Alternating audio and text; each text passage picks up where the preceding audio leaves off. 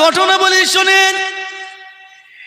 একটা কবরস্থান থেকে প্রতিদিন বিকেল বেলা একটা কবরস্থান থেকে এমন করে বিকেলের দিকে একটা আওয়াজ ভেসে আসছেন, বাঁচাও বাঁচাও বাঁচাও বাঁচাও, আমি মরি নাই, আমাকে বাঁচাও আমাকে বাঁচাও।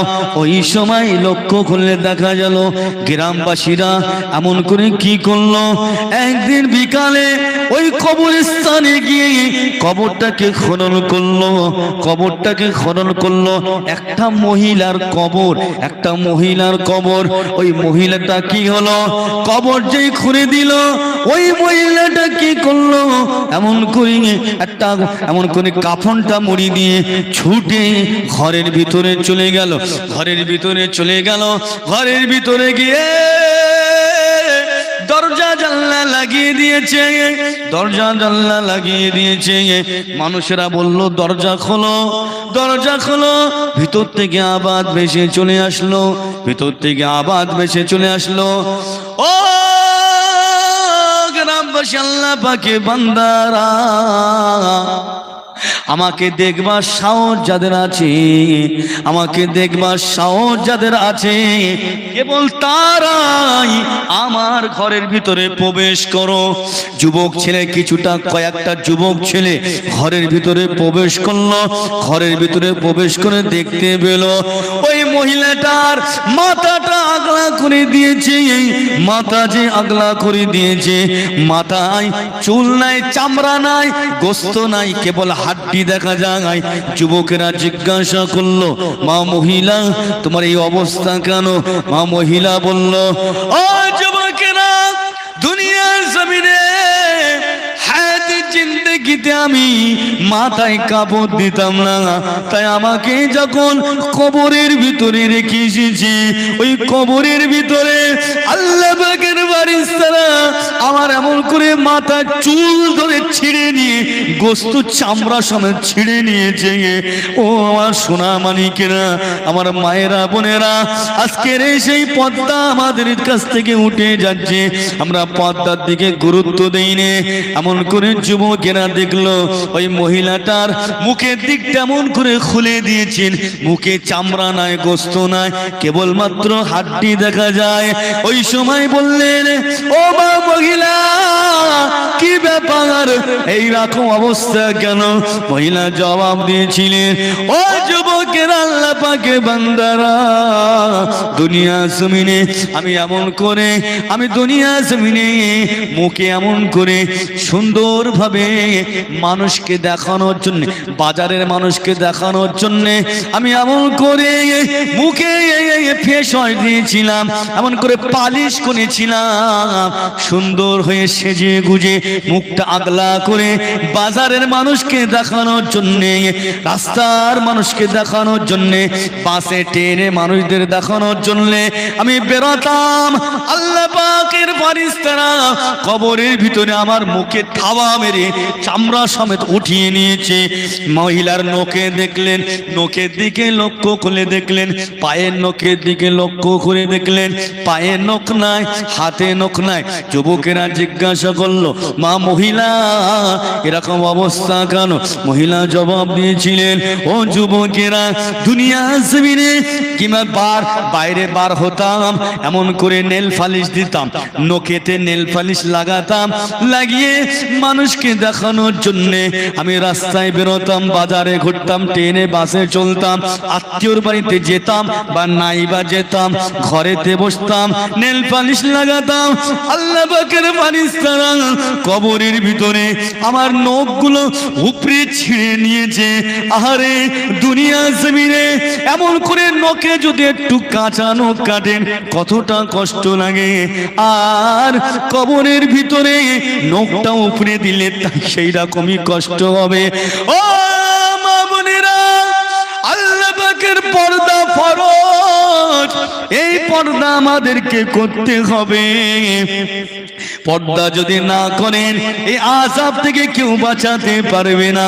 কারণ নামাজ যখন ফরজ করা হয়েছে, রোজা যেমন ফরজ করা হয়েছে, যাকাত যেমন ফরজ করা হয়েছে, যুদ্ধের জিহাদ যেমন ফরজ করা হয়েছে, আল্লাহ পাক রব্বুল আলামিন মা বোনেদের পর্দার সাথে থাকা এটাকে ফরজ করেছে। এটা কি সুন্নাত নফল? হ্যাঁ, সুন্নাত নফল। বুঝতে পারেননি? ওয়াজ শুনছেন তো নাকি? এই দেখেন, এই এলোবিলি শুনলে আবার হবে না কিন্তু।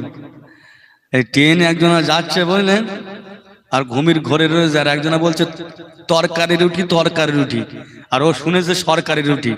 বুঝতে পেরেছেন? আর দাও আমার দাও, খিদে লেগেছে তো, আর একদম গোটা 5-10টা সাজিয়ে এলেস পেটে, আর যেই খেয়েলেস বলতেছে কি গো পয়সা দাও। তোমার মাথা খারাপ হয়ে গেছে? সরকারি রুটি বললে এক্ষুনি, আর পয়সা কিছু বলছে না, আমি তরকারি রুটি বলেছি। কথা বুঝলে? ভালো করে শুনতে হবে, ফরজে আইন। এখন পর্দার কথা কি বলবো বা, আমাদের সময় স্কুলে কিন্তু সিসি ক্যামেরা ছিল না, আর এখন সিসি ক্যামেরা লাগাচ্ছে স্কুলে। বুঝতে পারছেন তো? কথা বলেন না? আহারে, স্কুলে যাচ্ছে এখন হেজাব পরে যাচ্ছে, এখন হেজাব বিশাল পড়ছে, কিন্তু হেজাবটা পড়ছে কিছু নাই বলছি শোনেন।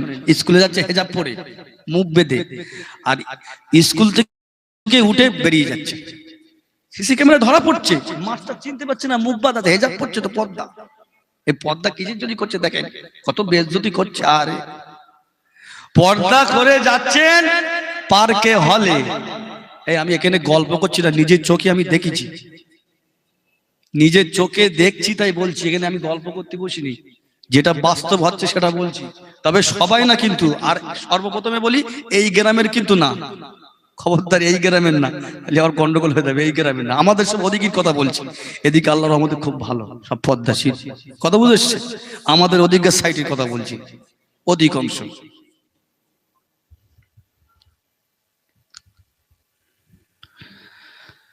ও ভাইজানেরা, ও আমার সোনা মানিকেরা, জন যুবকেরা, ছেলেরা, বাচ্চারা, মুরব্বিয়ানগণেরা, আসেন একটু আলোচনার দিকে চলে যায়, একটু খেয়াল করে শুনে নেন। হযরত ঈসা নবী আলাইহিস সালাম এমন করে রাস্তাতে হেঁটে হেঁটে যাচ্ছে, রাস্তাতে হেঁটে হেঁটে যাচ্ছে, যেতে যেতে যেতে যেতে একটা কবরস্থান পড়ে গেল।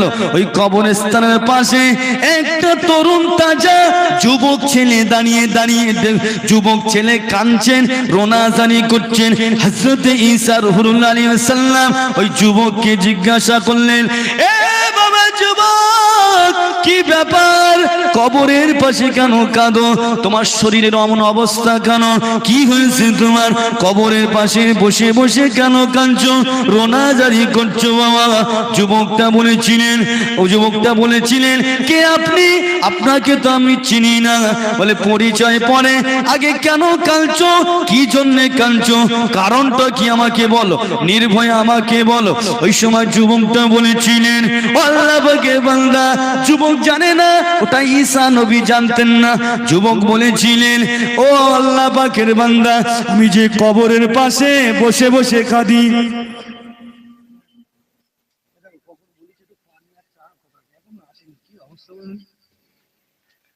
হ্যাঁ, একটু পানি খাবে, পানি খাবে তো, পানিটা নিতে লাগবে কি বলে চা। যুবকটা জানে না যে ঈসা নবী। বলছি, ও আল্লাহ পাকের বান্দা, আমি যে কবরের পাশে বসে বসে কাঁদি না, এটা অন্য কারোর কবর না, এটা হলো আমার বিবির কবর। আমার বিবি খুব সুন্দর, পদ্মাশীল, নামাজি, ধার্মিকা। আমার বিবির কবরে ডাক। ও আল্লাহ পাকের বান্দা, দুনিয়া জমিনে আমার সাথে বিবাহ হয়েছিল, দাম্পত্য জীবনটা আমাদের সুখীময় ছিল, কত সুন্দর সংসার ছিল আমাদের। আমার বিবিকে আমি বড় ভালোবাসতাম, মহাব্বত করতাম, প্যার করতাম। না জানি একদিন আমার বিবি একটা অজানা রোগে আক্রান্ত হয়ে গেছে, আমার বিবি বিদায় নিয়ে চলে গিয়েছে। ওই বিবির কবরের পাশে বসে বসে আমি কান্নাকাটি করছি, আমি রোনা জারি করছি। আমার বিবি কবরের পাশে কাঁদি। আমার বিবিকে বড় ভালোবাসতাম, আমার বিবিকে বড় মহাব্বত করতাম, প্যার করতাম। আমার বিবি চলে গেছে, তাই আমার বিবির মহাব্বতে আমি কবরের পাশে দিন অতিবাহিত করে দিচ্ছি। ওই সময় ঈসা রুহুল্লাহ বলেছিলেন, ও আল্লাহ পাকের বান্দা, ও বাবা যুবক, কেঁদো না বাবা, কেঁদো না। আল্লাহ পাকের হুকুম হয়েছে, চলে গিয়েছে, তুমি কেঁদো না বাবা, কেঁদো না। আল্লাহ পাক ডেকে নিয়ে গিয়েছে, তোমার বিবির জন্য দোয়া করো, দোয়া করো বাবা। আল্লাহ যেটা করে মঙ্গলের জন্য করে। ও বাবা যুবক, তুমি আর একটা বিবাহ করে নাও, সুন্দরভাবে সংসার করো। ওই সময় কি করলেন? যুবক বলেছিলেন, ও হযরত ঈসা নবী আলাইহিস সালাম ওই সময় বলেছিলেন, ও বাবা যুবক। যুবকটা বলেছিলেন, না না না, আমি আমার বিবিকে বড় ভালোবাসতাম, বিবিকে মহব্বত করতাম, প্যার করতাম, নামাজি, ধার্মিক, পদ্মাশীল। আমার বিবি চলে গিয়েছে, আমি বিবির মহব্বত ছাড়তে পারবো না, আমি কোনো বিবাহ করতে পারবো না। ওই জন্য আমি আমার প্রয়োজন হলে কবরের পাশে বসে বসে বসে বসে আমি আমার জীবনটা দিয়ে দেব, আমি দ্বিতীয় বিবাহ করব না।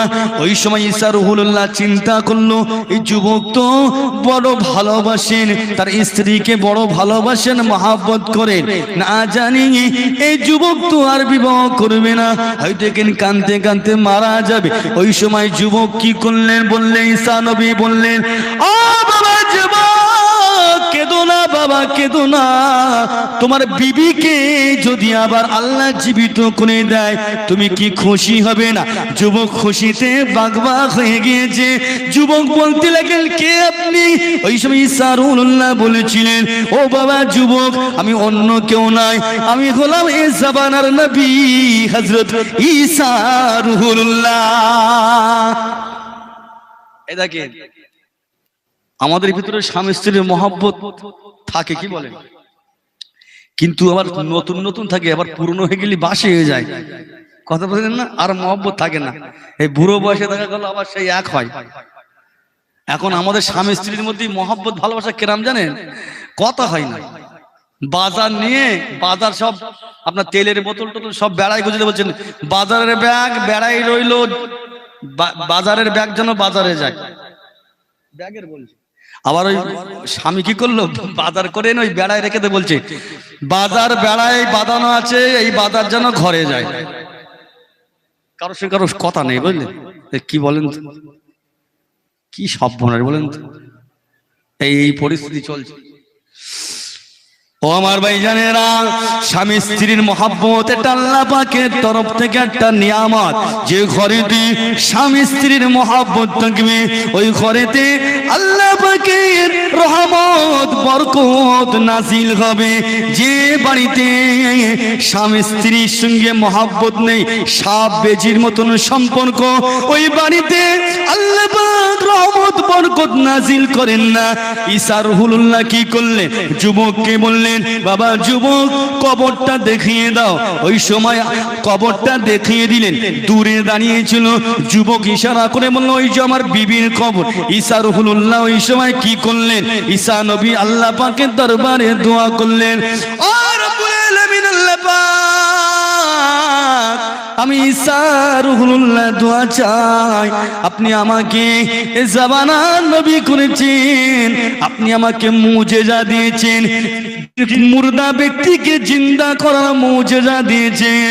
ও রব্বি আল্লাহ পাক, এই যুবকটা বিবিকে বড় ভালোবাসেন, বিবিকে বড় মহব্বত করেন, প্যার করেন। এই যুবকটা বিবির জন্য আজকে দিন রাত কবরের পাশে বসে বসে কাঁদে। ও রব্বি আল্লাহ পাক, এই যুবকের বিবি বিবিটাকে আপনি জীবিত করে দেন। ঈসা নবী কবরের দিকে তাকিয়ে বললেন কুম বিইজনিল্লাহ, হে মুর্দা জিন্দা হোকর খাড়া হো যা। বলার সাথে সাথে একটা যুবক হাবশি দেশের মানুষ, যুবক কালো মানুষ দাঁড়িয়ে গিয়েছেন। ওই সময় দেখতে পেলেন ওই যুবকটা হাবশি দেশে মানুষ, কালো যুবক ছেলেটা এমন করে জাহান্নামার আগুন গায়ে আছে। ও ভাইজানেরা, জাহান্নামী হয়েছিলেন, জাহান্নামার আগুন এমন করে কবর দুপাক হয়ে উঠে দাঁড়িয়ে গেলেন। জাহান্নামার আগুন গা থেকে টপ টপ টপ টপ করে নিজ জমিনে পড়ছেন। বোঝা গেল ওই হাবশি দেশের যুবকটা জাহান্নামী হয়েছিলেন। ঈসা রুহুল্লাহ বললেন যুবক, এটা বললেন তোমার বিবির কবর, এটা তোমার বিবির কবর না, এটা তো একটা যুবক, কালো হাবশি যুবক দাঁড়িয়ে গেলেন। ও ঈসা নবী বললেন এ যুবক তোমার বিবির কবর কোনটা? বলে ওইটা। ওই সময় কি করলেন? ওই হাবশি দেশের যুবক ছেলেটা ঈসা রুহুল্লাহর দিকে তাকিয়ে ইশারা করে বললেন লা ইলাহা ইল্লাল্লাহ ঈসা রুহুল্লাহ। বলার সাথে সাথে জাহান্নামের আগুন থেকে শরীর থেকে পড়ে গিয়েছে। ওই যুবকটা প্রথমে জাহান্নামী হয়ে গিয়েছিলেন, ঈসা নবীর উপরে কলমা পড়ার জন্য আল্লাহ পাক ওকে জান্নাতি করে দিয়েছেন। আল্লাহ পাক ওকে জান্নাতি বলে কবুল করে নিয়েছে। ঈসা রুহুল্লাহ বললেন যুবক কবরে চলে যাও। ও আমার ভাইজানেরা, ঈসা রুহুল্লাহ যুবককে বললেন কোনটা তোমার বিবির কবর? বলে ওইটা বিবির কবর। ঈসা রুহুল্লাহ বললেন কুম বিইজনিল্লাহ, এ মুর্দা জিন্দা হোকর খাড়া হো যা। বলার সাথে সাথে কবরে দুফাক হয়ে কবর থেকে ওই যুবকের বিবি উঠে দাঁড়িয়ে গেলে। জান্নাতি নারী যুবকের বিবি নামাজি ছিলেন, পদ্মাশীল ছিলেন, রোজাদার ছিলেন, স্বামীর খেদমত করেছিলেন, আর স্বামী দোয়া চেয়েছিলেন আল্লাহ পাকের দরবারে। স্বামীর দোয়ায় আল্লাহ পাক জান্নাতি করেছিলেন। কেন আল্লাহ রসুল বললেন যে সমস্ত স্ত্রীরা স্বামীর কোলে মারা যায়, স্বামী যদি স্ত্রীর উপরে সন্তুষ্ট হয়ে থাকে, ওই কবরের দ্বারে গিয়ে বলে রব্বি আল্লাহ আমার স্ত্রীর উপর আমি সন্তুষ্ট ছিলাম, নামাজি ধার্মিক পদ্মাশীল ছিল, ও রব্বি আল্লাহ আমার স্ত্রীকে আপনি ক্ষমা করে দেন। আল্লাহ পাক স্বামী দোয়ায় ওই স্ত্রীকে আল্লাহ জান্নাতি বানিয়ে দেন। স্বামী দোয়া করেছিলেন, ওই যুবকের বিবি জান্নাতি হয়েছিলেন, জান্নাতি হয়েছিলেন।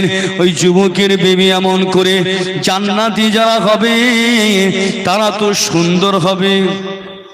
জান্নাতি সবাই সুন্দর, জান্নাতি সবাই সুন্দর। এই দেখেন, এবার দেখেন আলোচনা শুনে, আলোচনা কেন আসলাম এত দূর, এবার ঠেকাচ্ছি শুনেন। পর্দা কোথায় গেছে দেখেন কি হচ্ছে আজকে সমাজে।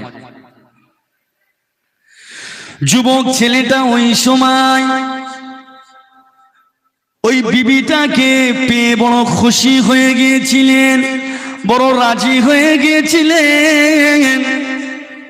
যে বিবি মারা গিয়েছে ওই বিবি আবার আল্লাহ পাক জীবিত করে দিলেন।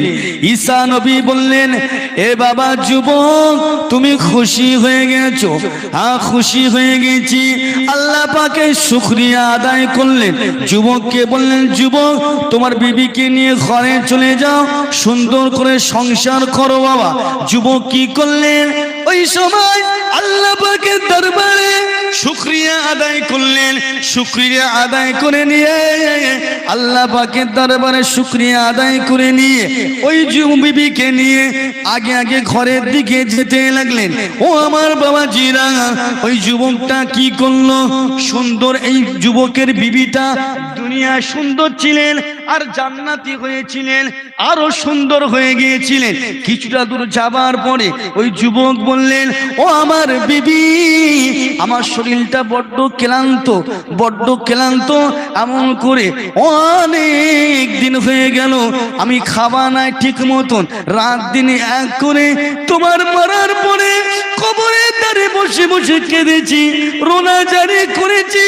ও আমার বিবি, এই গাছতলায় একটু বসো, আমি একটু আরাম করব, আমার খুব কষ্ট হচ্ছে।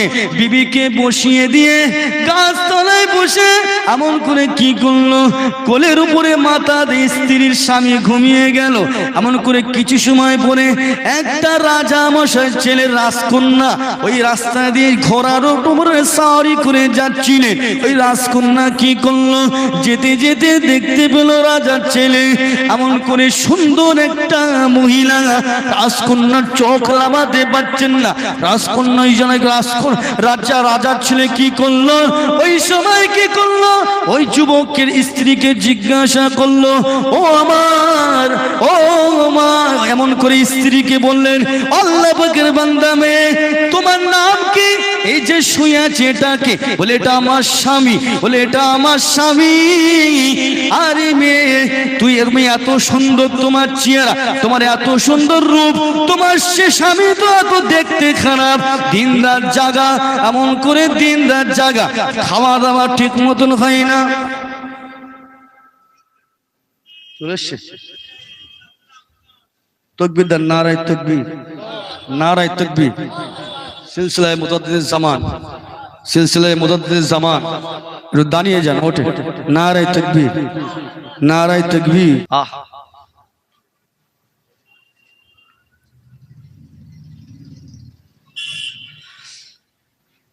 নবী আমাদিন দুনিয়া বাদশাহ হাবিবুল্লাহ জনাবে মুহাম্মদুর রাসূলুল্লাহ সাল্লাল্লাহু আলাইহি ওয়াসাল্লাম, নবী আমার ওই সময় হযরতে ফাতেমাকে বলেছিলেন, ও হযরতে ফাতেমা, 3 নম্বর মহিলাদের আযাব হচ্ছে।